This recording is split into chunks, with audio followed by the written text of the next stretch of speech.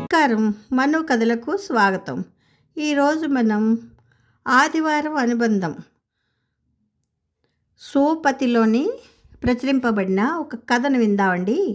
కథ పేరు కోడలు వర్సెస్ అత్త. రచించిన వారు కారంపూడి వెంకట రామదాస్ గారు. ఇక కథలోకి వెళ్తున్నానండి. అత్తగారిని వృద్ధాశ్రమం నుండి తీసుకొచ్చేద్దామండి.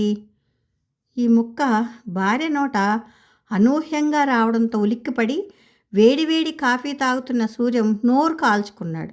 కాఫీ గ్లాస్ టేబుల్ మీద పెట్టి ఒక్కసారిగా బాల్కనీకి పరుగు తీసి బయట అటు ఇటు నిశితంగా పరిశీలించి తిరిగి లోపలికి వచ్చాడు. ఏమిటండి, నేను చెప్పిన దానికి సమాధానం ఇవ్వకుండా అలా బాల్కనీ వైపు పరిగెత్తారేంటి? కాసింత అసహనంగా అడిగింది జగదీశ్వరి. నీ మాటలకు విస్తుపోయి సూర్యుడు ఎటు పొద్దు పొడిచాడో అని బయటికెళ్ళి చూసి వస్తున్నా. అంతా సహజంగానే ఉందే, కానీ నీ అసహజ ప్రవర్తన ఏమిటి జగదా? భార్యపై సెటైర్ వేశాడు సూర్యం. చాలండి మీ వేళాకోళం. నేనేం తప్పు మాట్లాడాను? అత్తగారే మన దగ్గరికి తీసుకొచ్చేద్దామన్నా, అయినా నా నిర్ణయానికి మీరు ఎగిరి గంతేస్తారని అనుకుంటే ఇదేంటి? అది కాదు జగదా, అప్పుడు అమ్మని వృద్ధాశ్రమానికి పంపింది నువ్వే, మళ్ళీ ఇప్పుడు తీసుకొద్దామంటున్నావు దేనికి? ఆవిడ అక్కడ ప్రశాంతంగా ఉండడం చూడలేక నీకు కళ్ళు కుట్టాయా అంటూ భార్యకి చురక అంటిస్తూనే ఆమెలో ఈ హఠాత్తు మార్పుకు కారణం ఏమిటని ఆలోచించాడు.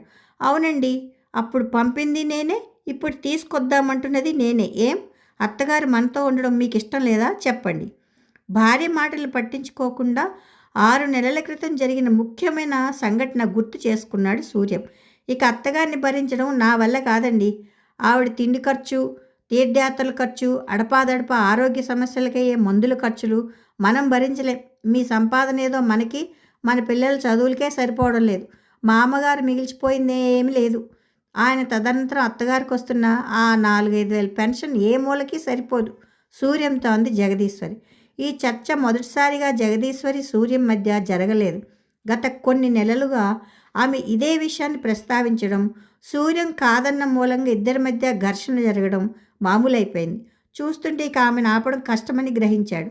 అయినా ఊరుకోలేక భార్యతో పెద్ద గొడవే పెట్టుకున్నాడు. ఇద్దరి వాదోపవాదనలు వారి బెడ్రూమ్ దాటి హాల్లో ఉన్న సూర్యం తల్లి శాంతమ్మ చెవిన పడకపోలేదు.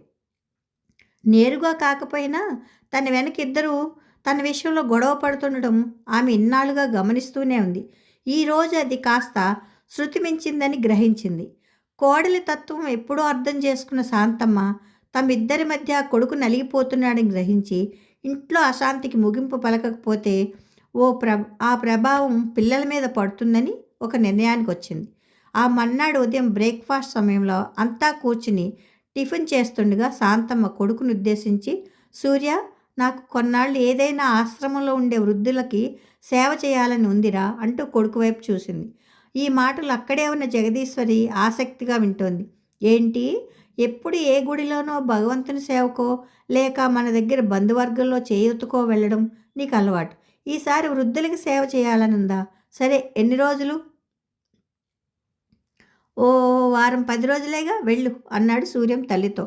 వారమో 10 రోజులో కాదురా, కొన్నాళ్ల పాటు ఏ వృద్ధాశ్రమంలోనో వారితో పాటే ఉండి నాకు సత్తువ ఉన్నంతకాలం వారికి సేవ చేసుకోవాలనుకుంటున్నాను జీరబోయిన గొంతుతో అంది శాంతమ్మ. ఈ మాటలకు సూర్యం ఉలిక్కుపడితే అటు ఒక్కసారిగా జగదీశ్వరి మొహంలో దాచుకోలేని ఆనందం ప్రస్ఫుటించింది. అమ్మగాని నిన్న రాత్రి గొడవని మనసులో పెట్టుకుని ఈ నిర్ణయం తీసుకుందా? కోడలితోనో తనతోనో చెప్పించుకోకముందే తన మర్యాద కాపాడుకునేందుకు వెళ్తానంటోందా? తల్లికి ఎలా సర్ది చెప్పాలో తెలియక మనసులోనే సంఘర్షణని ఎదుర్కొన్నాడు సూర్యం. అమ్మ, మా మధ్య నిన్న జరిగిన ఘర్షణ మూలంగా నువ్వు ఈ నిర్ణయం తీసుకొని ఉంటే వెంటనే విరమించుకో. ప్రతి కుటుంబంలో ఇలాంటి గొడవలు మామూలే, అవేం మనసులో పెట్టుకోకుండా నీ మానన నువ్వు ఉండు అన్నాడు తల్లితో సూర్యం. అత్తగారు స్వయంగా సేవ చేసుకునేందుకు వెళ్తానంటుంటే వద్దంటారేం? కొన్నాళ్లేగా, వెళ్ళమనండి అంది. అత్తగారు ఇంటి నుండి కదిలితే అదే 10,000 అన్నట్లు మాట వరుసకైనా ఆపకుండా నిర్మోహమాటంగా అంది జగదీశ్వరి. అవునరా, ఇప్పుడైతే నా ఒంట్లో అంతో ఇంతో శక్తి ఉంది. నేను ఇంకా పెద్దదాన్నైతే వేరొకరికి సేవ చేసే శక్తి నాకెక్కడుంటుంది? కాదనకు అంది శాంతమ్మ. కొన్నాళ్ళు తన తల్లి దూరంగా ఉంటే జగదీశ్వర్లో మార్పు రావచ్చేమో. అప్పుడు అమ్మకి నచ్చచెప్పి మళ్ళీ తీసుకురావచ్చు. అలా చేస్తే ఇటు భార్య కోరిక తీరుతుంది, అటు తల్లికి పుణ్యంతో పాటు ప్రశాంతత దక్కుతుంది. అందుకే మనసు అంగీకరించకపోయినా కష్టం మీద సరే నీ ఇష్టం అన్నాడు సూర్య. తన కోరిక ఇంత తేలిగ్గా గోళాఘోష లేకుండా ఇంత తొందరగా నెరవేరుతుందని కలలో కూడా ఊహించని జగదీశ్వరి మనసులోనే ఉబ్బి తబ్బిబ్బైంది. ఆ తర్వాత తాను ఎంచుకున్న ఓ వృద్ధాశ్రమంలో శాంతమ్మ చేరిపోవడం రోజుల వ్యవధిలో జరిగిపోయింది. శాంతమ్మ వెళ్ళిపోతుంటే మనవడు మనవరాలు ఏడుస్తూ ఆపే ప్రయత్నం చేశారు. ఆ దృశ్యాన్ని చూసిన సూర్యం బలవంతాన వస్తున్న దుఃఖాన్ని ఆపుకున్నాడు. పిల్లల బంధం కన్నా వారి భవిష్యత్తు ముఖ్యం గనుక ఆమె దృఢ నిర్ణయంతో ముందుకు కదిలింది. తన భార్య మూలంగా తల్లి వెళ్ళిపోయిందన్న సత్యాన్ని జీర్ణించుకోవడానికి సూర్యంకి చాలా రోజులే పట్టింది. భార్య చేసిన పనికి ఆమెతో చాలా రోజులు మౌన పోరాటం చేసి చివరికి ఓడిపోయాడు. ఏమండి, నేను చెప్పేది విన్నారా? అత్తగారిని ఉన్న పళంకి ఇక్కడ తీసుకొచ్చేయండి అని రెట్టించి అన్న భార్య మాటలకి ఈ లోకంలోకి వచ్చాడు సూర్యం. ఏమిటి, మనం రమ్మని కానీ అమ్మ వస్తుందా? నాకు నమ్మకం లేదు. వృద్ధాశ్రమానికి వెళ్ళడం వృద్ధాశ్రమమే అవుతుంది. అది కాదండి, అత్తగారు వెళ్ళి చాలా రోజులైంది. పిల్లలు కూడా రమ్మంటున్నారని చెప్పండి, ఆమె రాకపోరు. సెంటిమెంట్ని తన అవసరానికి వాడుకోవడం తన భార్యకి తెలిసినట్టు మరెవరికి తెలియకపోవచ్చు. కానీ ఏమూలో తల్లి రాకని కోరుకుంటోంది సూర్యం మనసు కూడా. అందుకే కాదనలేకపోయాడు. సరే చూద్దాం అన్నాడు సూర్యం. భర్త ఒప్పుకునేసరికి జగదీశ్వరి మనసు ఆనందంతో ఉప్పొంగిపోయింది. ఆమెకు తెలుసు తన భర్త పిలిస్తే అత్తగారు కాదనరని. అత్తగారిపై కలిగిన ఆకస్మిక ప్రేమకి మూల కారణం గుర్తుకు రావడంతో అనుకోకుండా వారం వెనక్కి వెళ్ళింది జగదీశ్వరి. ఆ రోజు ఉదయం పిల్లలకి భర్తకి క్యారేజీలు కట్టి తమ విధులకు పంపేసింది. ఎన్నో రోజులుగా పిల్లలు ఉంటున్న రూమ్ని శుభ్రం చేయాలని అనుకుంటున్నా కుదరక ఇక లాభం లేదని ఆ రోజు ఎలాగైనా కప్బోర్డ్స్లతో సహా మొత్తం దులిపి నీట్గా చేయాలని నిర్ణయించుకుంది. రూమ్లోకి అడుగు పెడుతూ చుట్టూ కలియ చూసింది జగదీశ్వరి. చాలా పెద్దదైన ఆ రూమ్ మొత్తం పరిశీలిస్తూ ఆమె ఆలోచిస్తోంది. నిజానికి ఆ రూమ్ అంతకుముందు తన అత్త మామల బెడ్రూమ్. మామగారు పోయాక అత్తగారు ఉండేవారు ఆ రూమ్లో. 2 కప్బోర్డులు, ఒక బీరువా ఉన్నాయి. ఆ బీరువా మామగారిది. ఆయన పోయాక దాన్ని ఎవ్వరూ ముట్టుకోలేదు. కప్బోర్డు తెరిచి ఒక్కొక్క వస్తువు తీసి దులిపి సర్దుతుండగా అరలో ఓ మూలకి కొంచెం పెద్దదైన తాళం చెవి జగదీశ్వరి కంట్లో పడింది. ఎందుకో ఆ తాళం చెవి ఆ బీరువాదేమో అన్న అనుమానం రావడంతో వెంటనే ఆమెలో ఒక్కసారిగా దాన్ని తెరవాలన్న ఉత్సుకత మొదలైంది. కాస్త మొరాయించినా ఆ తాళం చెవితో బీరువా తెరుచుకుంది. తలుపులు తీసి చూస్తే దాని నిండా మామగారి బట్టలు, కొన్ని ఫైల్స్, ఆయన సాధించిన మెమెంటోలు ఉన్నాయి. ఎలాగో బీరువా తెరిచింది కదా అని అందులోని వస్తువులు బయటికి తీసి దులిపి శుభ్రం చేయదలిచి ఒక్కొక్క వస్తువు బయటపడేసింది.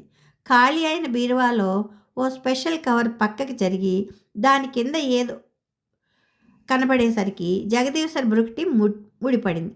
జగదా, ఏమిటి ఆలోచనలో పడ్డావు? రేపే అమ్మని కలుస్తాను. మంచి పనికి ఆలస్యం దేనికి? ఏమంటావు? భార్య చేయి పట్టుకుని కదుపుతూ అన్నాడు సూర్యం. భర్త తన చేయి పట్టుకుని మరీ కదిపి మాట్లాడేసరికి జగదీశ్వరి ఆలోచనలకి అడ్డుగట్టపట్టాయి. శుభస్య శ్రీగ్రం అంది భర్త మాటలకి ఉత్సాహంతో వంత పాడుతూ. శాంతమ్మ రావడంతో ఇంట్లో పండగ వాతావరణం నెలకొంది. మనవడు మనవరాలు ఆమె చెంత చేరి ఒక్క నిమిషం వదలకుండా కబుర్లతో సందడి చేశారు. జగదీశ్వరి కలుపుగోలుగా మాట్లాడుతూ అత్తగారి సలహాలు తీసుకుంటూ రకరకాల పిండి వంటలతో హడావుడి చేసేసింది. ఆ రోజు సాయంత్రం తల్లితో పాటు మొత్తం సూర్యం కుటుంబం గుడికి వెళ్ళారు. గుడిలో దేవుడికి సూర్యం దండం పెట్టుకుంటూ, తండ్రి, నా భార్య ఏదో బలమైన కారణం లేకుండా నా తల్లిని తిరిగి ఆదరించదని నాకు తెలుసు. కానీ ఆమెకి సద్బుద్ధిని ప్రసాదించి ఆమెలో మార్పుని కలిగించు స్వామి అని మనసులో కోరుకున్నాడు. దర్శనానంతరం పిల్లలు ఆలయ ప్రాంగణంలో అటు ఇటు పరిగెడుతుంటే వారిని ఆపేందుకు శాంతమ్మ ఉత్సాహంతో వడివడిగా నడుస్తూ పట్టుకోవాలనే ప్రయత్నం చేస్తోంది. పిల్లల్ని ఆడిస్తూ శాంతమ్మ ఆనందంగా గడపడం సూర్యం చూస్తూ తను ఆనందించాడు. ఆ రోజు రాత్రి పిల్లలు నిద్రకు ఉపక్రమిస్తూ మా అమ్మ చెరోవైపు చేరి ఎన్నో కథలు కబుర్లు చెప్పించుకున్నారు. ఇటు సూర్యం జగదీశ్వరి తమ గదిలో చేరి సేద తీరారు. సూర్యం ఆలోచనలు భార్య అనూహ్య నిర్ణయానికి కారణం వెతుకుతోంది. అప్పుడు అందుకుంది జగదీశ్వరి. ఏవండి, మీతో ఓ విషయం మాట్లాడాలి. ఇప్పుడు నేను చెప్పబోయేది తెలుసుకుని మీరు ఎగిరి గంతేస్తారు. ఒక విధంగా మనకి మంచి రోజులు వచ్చాయనుకోండి. కాకపోతే అందుకు అత్తగారి సహకారం కావాలి అంది జగదీశ్వరి మెల్లగా అసలు విషయంలోకి వస్తూ. నేను అప్పుడే అనుకున్నాను. ఏ లాభం లేకపోతే నువ్వు మా అమ్మని రానివని. అందులో నీకు నీవుగా అయితే ఇప్పుడు మా అమ్మ మూలంగా మనకొచ్చే లాభమేమిటో. అది ఏమిటంటే మనకెవ్వరికీ తెలియని ఓ ముఖ్యమైన విషయం మొన్ననే నాకు తెలిసింది అంటూ ఆ రోజు పిల్లల రూమ్ క్లీన్ చేస్తుండగా మామగారి బీరువాలో వెలుగు చూసిన రహస్యం చెప్పుకొచ్చింది జగదీశ్వరి. జగదీశ్వరి కుతూహలం కొద్దీ ఆ షెల్ఫ్ కవర్ కింద కనపడ్డ ఒక పెద్ద ప్లాస్టిక్ కవర్ తీసి అందులోని కాగితాలని పరిశీలనగా చూసింది. అది ఎల్ఐసి బాండ్. 25,00,000 రూపాయలకి మామగారి పేరు మీద తీసుకున్న పాలసీ. చేతిలోని బాండ్తో జగదీశ్వర్ తీవ్రంగా ఆలోచిస్తుంది. దాని మెచ్యూరిటీ డేట్ చూసింది. 2 సంవత్సరాల క్రితమే గడువు పూర్తయింది. చూస్తే అది ఒరిజినల్ బ్రాండు అంటే క్లెయిమ్ చేయలేదు. చూస్తుంటే ఈ బాండ్ విషయం మామగారు ఎప్పుడు తన భార్యకి ఇటు కొడుకుకి చెప్పకుండానే కాలం చేసినట్టుంది. మామగారు పోతే పోయారు. ఇప్పుడు ఆయన ఏకైక వారసుడిగా తన భర్తకి మొత్తం పైకం దక్కుతుంది. ఆ తలంపుతో బాండ్ పట్టుకున్న ఆమె చేయి కొంచెం వణికింది. ఒక్కసారిగా ఆమె మనసు ఆనందంతో తాండవం చేసింది. ఇంత డబ్బు అనూహ్యంగా ఉన్నట్టుండి దక్కబోయేసరికి ఆమెకి నోట మాట రాలేదు. ఒక్కసారిగా ఆమెలో కోరికల గుర్రాలు కదం తొక్కాయి. తాను చూస్తున్నది నిజమో కాదో అని మళ్ళీ ఆ బాండ్ని నిశితంగా పరిశీలించింది. అప్పుడు అందులో కనబడిన చిన్న మెలిక చూసి ఉలిక్కిపడింది. అందులో నామినీగా అత్తగారి పేరు రాసింది. అంతేకాదు, ఆమె పుట్టిన తేదీ, ఆధార్ కార్డ్ నెంబర్తో సహా మొత్తం వివరాలు సుస్పష్టంగా భవిష్యత్తులో క్లెయిమ్ చేసుకుంది ఎటువంటి అడ్డంకులు లేకుండా రాసున్నాయి. దాంతో తన మామగారు ఏం తక్కువైనవాడు కాదనుకుంది. డబ్బు మొత్తం తన భార్యకి మాత్రమే దక్కేటట్లు జాగ్రత్తలు తీసుకొని మరీ పోయాడని మనసులోనే విసుక్కుంది. ఇంతలోనే డబ్బు నేరుగా తన భర్తకి దక్కకపోతేనే అత్తగారికి అయితే దక్కుతుందిగా. కాకపోతే తాను తాత్కాలికంగా రాజీ పడితే అత్తగారి నుండి ఆ డబ్బు తన వశం కాకపోదు. వెంటనే ఆమె బుర్ర చురుగ్గా పనిచేసింది. ఏమండి, నేను చెప్పింది విన్నారా? త్వరలోనే మన ఇంట ఆ మహాలక్ష్మి అడిగిడబోతోంది. కాకపోతే అత్తగారు సహకరిస్తే చాలు. అందుకు మీరే మిగతా కథ నడిపించాలి. భార్య చెప్పింది విని సూర్యం ముక్కున వేలేసుకున్నాడు. తన తండ్రి ముందు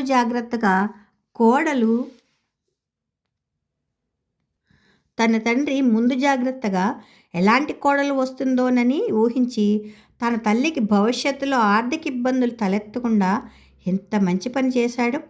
తండ్రి అనుమానించినట్లే నీచంగా ఆలోచించే జగదీశ్వరి లాంటి కోడలు తమ ఇంట అడుగుపెట్టింది. నీ మాటని జవదాటలేకే కదా అమ్మని వృద్ధాశ్రమానికి పంపింది. ఇప్పుడు మాత్రం నీ మాట కాదనగలనా అన్నాడు సూర్యం. ఏం జరిగితే అదే జరుగుతుందని నిశ్చయానికి వచ్చి. ఈ విషయం ఇప్పుడే అత్తగారికి చెప్పకండి. మనం రేపే ఎల్ఐసి ఆఫీస్కి వెళ్ళి అన్ని ఫార్మాలిటీస్ ఎలా పూర్తి చేయాలో ముందుగా వివరాలు తెలుసుకుని అప్పుడు అత్తగారికి ఈ విషయం చెప్దాం. మన్నాడే సూర్యం జగదీశ్వరి ఎల్ఐసి ఆఫీస్కి వెళ్ళి బ్రాంచ్ మేనేజర్ని కలిసి తమ వద్దనున్న బాండ్ చూపించి క్లెయిమ్ చేయాలనుకుంటున్నామని చెప్పారు. సూర్య వద్దనున్న బాండ్ తీసుకుని పరిశీలించి కంప్యూటర్లో డీటెయిల్స్ కోసం చెక్ చేయసాగాడు. సూర్యం గారు, ఇక్కడ చూపిస్తున్న డీటెయిల్స్ ప్రకారం ఈ బాండ్ ఎప్పుడో మీ నాన్నగారే స్వయానా క్లెయిమ్ చేశారు అన్నాడు మేనేజర్ ట్విస్ట్ ఇస్తూ. ఈ సమాధానంకి జగదీశ్వరికి మతిపోయింది.